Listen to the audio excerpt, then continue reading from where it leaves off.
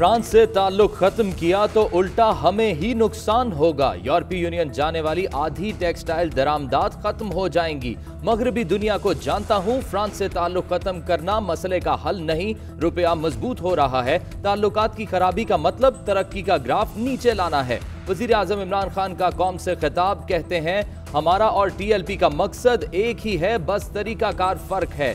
JUI और नून league की तरफ से कलअदम टीएलपी की हिमायत का मकसद मुल्क में इंतशार फैलाना है। सलमान रुश्दी ने तौहीन की, नवाज शरीफ ने एहतजाज क्यों नहीं किया? कलअदम तहरीक लब्बैक की कार्रवाइयों से 40 पुलिस गाड़ियों को नुकसान पहुंचा, 4 अहलकार शहीद हुए, प्राइवेट गाड़ियों की भी तोड़फोड़ हुई। जाली अकाउंट से जाली वीडियोस फैलाई जा रही हैं। 380 जाली अकाउंट्स के पीछे भारत के हाथ के भी इशारे मिले हैं। कलअदम तहरीक लब्बैक और हुकूमत पंजाब के दरमियान मुज़ाकरात का दूसरा राउंड खत्म। फवाद चौधरी कहते हैं गवर्नर पंजाब चौधरी सरवर और वजीर कानून राजा बशारत ने हुकूमत की नुमाइंदगी की। तीसरा राउंड रात 10 बजे होगा, जिसमें वजीर दाखिला शेख रशीद और वजीर बराए मजहबी उमूर नूरुल हक कादरी शरीक होंगे। कौमी असम्बली में तकरीर के दौरान शेख रशीद ने कहा, मौजूदा हुकूमत ने नामूस रिसालत के हवाले से मौसर आवाज़ उठाई है। वजीर आजम खुद हुक्मरानों पर वाजे कर चुके हैं कि ये तौहीन बर्दाश्त नहीं। नूरुल हक कादरी ने कहा, इस्लाम की जितनी वकालत इमरान खान ने आलमी सतह पर की, इससे पहले किसी ने नहीं की।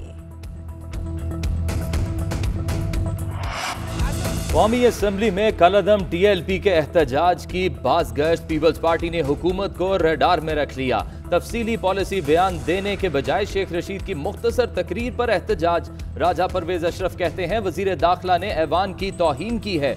वजीर आजम को पार्लियामेंट से खिताब करना चाहिए था। हुकूमत की नातजर्बाकारी की वजह से भाई भाई से लड़ रहा है। हालात तबाही की तरफ जा रहे हैं। ये हुकूमत मुल्क में नफरतें फैला रही है। आपने हर वो काम किया जिससे दूसरे की तज़हीक हो।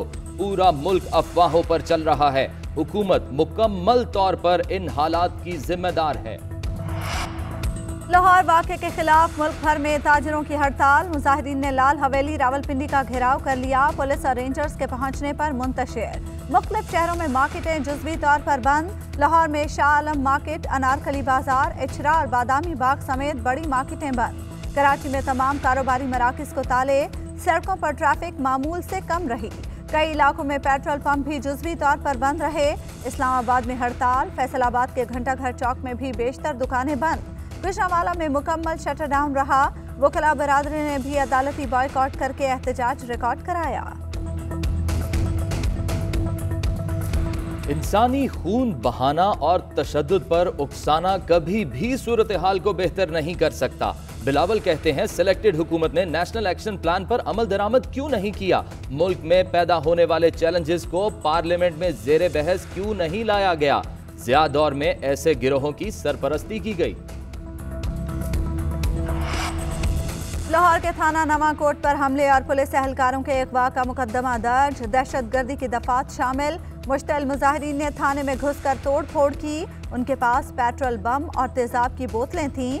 300 के करीब मुसल्लह अफराद हमलावर हुए। डीएसपी और एहलकारों को अगवा किया। FIR का मतन। भारत से पाकिस्तान आने वाले तमाम मुसाफिरों के दाखिले पर पाबंदी लग गई। National command and operation centre का इजलास। कोरोना की भारतीय किस्म के फैलाव के हवाले से ब्रीफिंग। NCOC के मुताबिक भारत को 2 हफ्तों के लिए रेड लिस्ट ममालिक में शामिल करने का फौरी फैसला किया गया है। मोहलिक कोरोना वायरस 24 घंटे में मजीद 73 जिंदगियां निकल गया। 5152 नए केसेस रिपोर्ट हुए। मुस्बत केसेस की शरह 8.56% रही। फाल केसेस 82,000 से तजावुज कर गए। अमवात की कुल तादाद 16,316 हो गई। खैबर पख्तूनख्वा में एक और डॉक्टर कोरोना से जान बहक। Doctor Mohammad Kamil Hayatabad medical complex में जेर इलाज थे।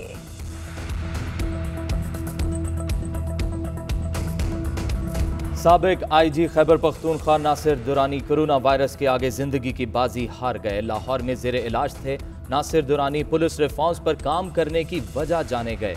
इंतकाल पर वजीर आला पंजाब और वजीर आला KP असद उमर, फिरदौस आशिक अवान समेत दीगर शख्सियात का इजहार अफसोस।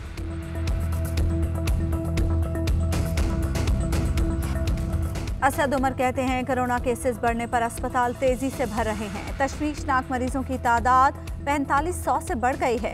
ये तादाद गुज़श्ता बरस के मुकाबले में 30% ज्यादा है। मुल्क में ऑक्सीजन सप्लाई पर दबाव है।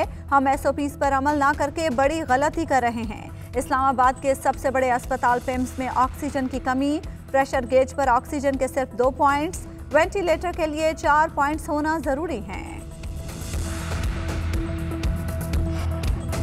लाहौर में कोरोना की तशवीशनाक सूरत हाल। गवर्नमेंट नवाज शरीफ अस्पताल, यकी गेट, कोट ख्वाजा सईद अस्पताल के वेंटिलेटर्स मरीजों से भर गए।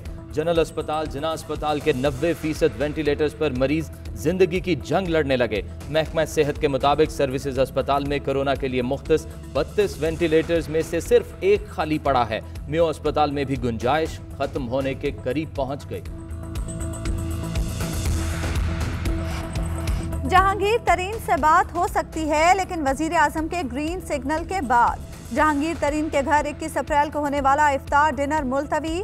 हम ख्याल ग्रुप का वक्त वजीर आजम या हुकूमती कमेटी से मुलाकात करेगा। इससे पहले तरीन कैंप के अरकान ने वजीर आजम से मुलाकात का वक्त मांगा था।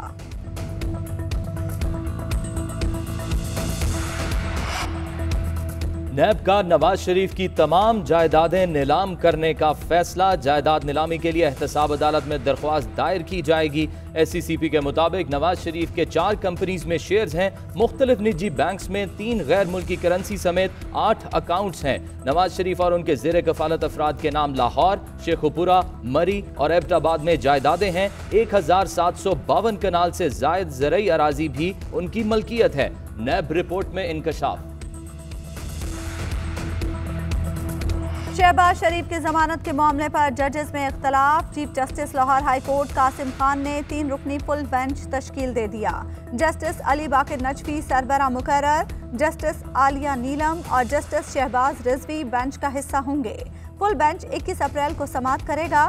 2 रुकनी बेंच में जस्टिस सरफराज डोगर ने जमानत मंजूर की थी, जबकि जस्टिस असजद जावेद घराल ने फैसले से इख्तलाफ किया था। उधर नैब ने हमजा शहबाज की जमानत पर रिहाई का फैसला चैलेंज कर दिया। सुप्रीम जुडिशल काउंसिल ने पीठ पीछे कार्रवाई की। जुडिशल काउंसिल के रवैये के बाद रेफरेंस को चैलेंज किया। हुकूमत चाहती है बस किसी तरह मुझे बरतरफ किया जाए। सुप्रीम कोर्ट में नजरसानी केस की समाअत के दौरान जस्टिस फाइज ईसा के दलाइल। सरीना ईसा ने एतराज उठाया कि FBR ने अपने हुक्मनामे में मेरी तनख्वाह, मिलने वाले किरायों और कराची की फरोख्त की गई अराजी का पैसा आमदन में शामिल नहीं किया। लंदन जायदादों के लिए फंड्स की मुंतकिली में मेरे शौहर का किरदार नहीं, फिर भी मेरे और बच्चों के खिलाफ फैसला दिया गया। मेरे बुनियादी हुकूक की खिलाफ वर्जी की गई। केस की मजीद समाअत कल तक मुलतवी। हालिया पुरतशद्दुद वाक़यात हर पाकिस्तानी के लिए बाइसे तशवीश हैं। शाहिद खाकान अब्बासी कहते हैं PDM हर किस्म के तशद्दुद की मजम्मत करती है। अमन व अमान कायम करने में हुकूमत की नाकामी वाज़ेह हो चुकी है। नामूस रिसालत हर मुसलमान के अकीदे का बुनियादी जुज़्व है। मुसलमान नामूस रिसालत पर कोई समझौता नहीं कर सकता।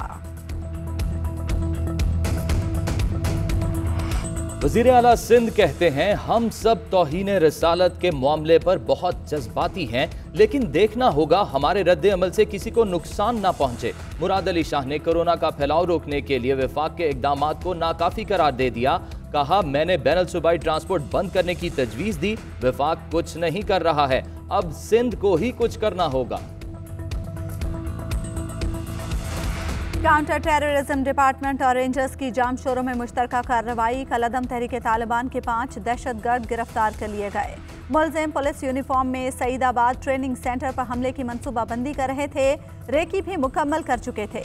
गिरफ्तार होने वालों में 2 खुदकुश बमबार भी शामिल। दहशतगर्दों ने 8 मई 2019 को लाहौर में दाता दरबार पर खुदकुश हमला किया था, जिसमें 10 अफराद जाम बहक हुए। मुलजिमों का सवात वॉलीबॉल और कुछ लाख खुदकुश हमलों का भी एतराफ़।